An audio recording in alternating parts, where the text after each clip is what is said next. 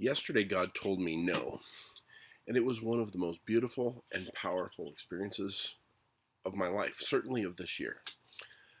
So, Marie and I have started a business called Chronic Hope and Healing, and we are trauma resolution specialists. And it's a Christian coaching and counseling practice where we help people through trauma.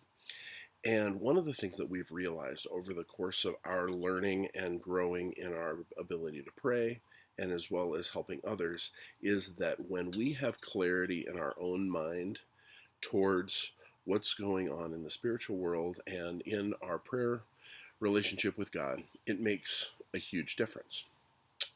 And so, as I was working through some things yesterday, also one of the things that we do as part of trauma, as you can imagine, is a fair amount of spiritual warfare. So, I was thinking through the process and kind of getting an imagination picture in my mind of what spiritual warfare could look like.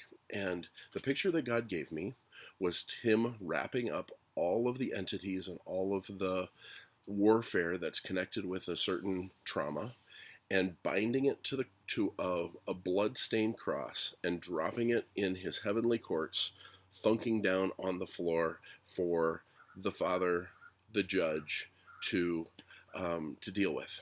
And this picture became so clear in my mind as I was talking through, or I was thinking through it and praying through it. One of the things that was fascinating, though, is when I saw this picture, I was standing at the door of the courtroom and just kind of looking in, and I got this very clear picture of the cross with the enemy bound around it, laying there on the floor, and I could see the feet of the bench. Um, but as I attempted to walk into the room to see more, to see what the rest of the courtroom looked like, I couldn't. My imagination wouldn't even let me walk in. I was really kind of frustrated, and I'm like, Lord, I want to see the rest of this. I want to be a part of this because He has called me in so many ways to partner with Him. And and my mind could not even walk into the room. It was like I was being completely held back. So I went before the Lord, and one of the ways I do that is I journal. I spend a lot of time just journaling my prayers to the Lord. I'm like, God, why can't I walk into this room? And He very clearly said, no, you don't belong in that room because you are my child and you do not belong in my courts. And I'll tell you, that shook me to the core, that I recognized He is so good and gracious to me. He won't even allow me into the courtroom because I don't belong there. Because the blood of Jesus has already paid for my sin, that I am a child of God. I am not someone who is in His courts. I don't even belong in the room.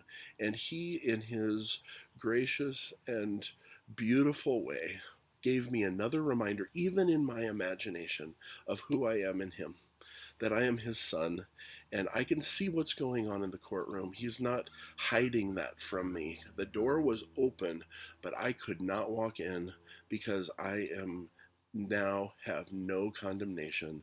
I don't belong in the courts. I am free. And what I am now living my life as Galatians 5:1 says, it is for freedom that Christ has set you free. And that is the way that I long to live, in that freedom, knowing that I will not be in His courts. I'm in His home. He is in my life. And we get to experience this world together and then on for all of eternity.